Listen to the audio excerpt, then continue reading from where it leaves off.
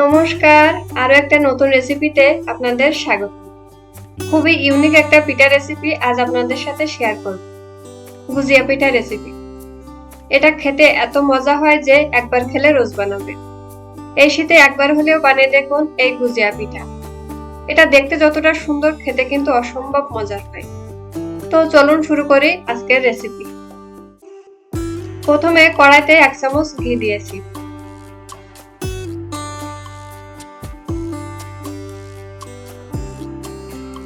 ঘি যখন গরম হয়ে যাবে তখন দেব 1 টেবিল চামচ সুজি। মিডিয়াম হিটে সুজি অল্প ভেজে নেব। 2-3 মিনিটের মতো সুজি ভেজে নিয়েছি। এবার 1 কাপ দুধ দেব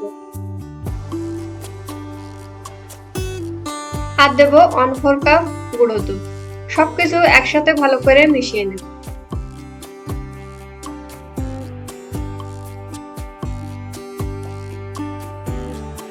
এখন দেব সামান্য লবণ আর 1/3 কাপ চিনি। এই সময় গ্যাসের আঁচটা অবশ্যই লোতে রাখবেন, তা না হলে কিন্তু তলায় লেগে যেতে পারে। 5-6 মিনিটের মতো নাড়তে নাড়তে সুজি একদম শুকিয়ে ফেলবো।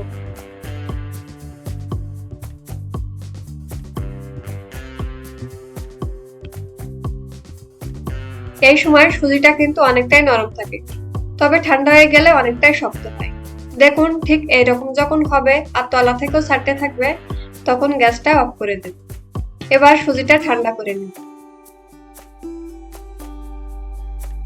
সুজি যখন ঠান্ডা হয়ে যাবে তখন সুজিটা তুলে নেব।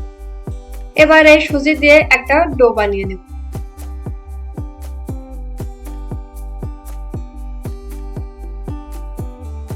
সুজির এই ডোটা যেহেতু একটু নরম থাকে, তাই সামান্য আটা দিয়ে সুজির এই ডোটা বানিয়ে নেব। দেখুন ডোটা বানিয়ে নিয়েছি।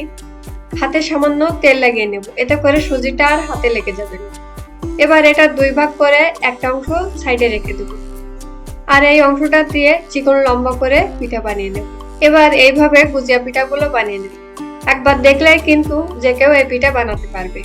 দেখুন কত সহজে এই পিঠাগুলো বানিয়ে নেওয়া যায়।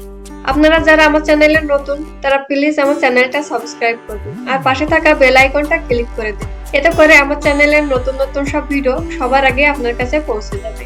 আর যারা আমার চ্যানেলটা সাবস্ক্রাইব করছেন তাদেরকে অসংখ্য ধন্যবাদ।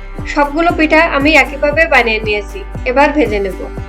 একটা ফ্রাই প্যানে পরিমাণ মতো তেল দিয়েছি। তারপর তেলটা যখন গরম হয়ে যাবে তখন পিঠাগুলো একটা একটা করে দিয়ে দেব। মিডিয়াম টু লো হিটে এই পিঠাগুলো ভেজে নেব, তা না হলে পিঠার উপরের অংশ ভাজা হবে আর ভেতরটা নরম থাকে। পিঠার একটা সাইড ভাজা হয়ে গেলে পিঠাগুলো উল্টে দেব। এই পিঠাগুলো বিকেলের নাস্তায় খুব সহজে কিন্তু বানিয়ে নেওয়া যায়। উল্টে পাল্টে আমি পিঠাগুলো লালচে কালার করে ভেজে নেব।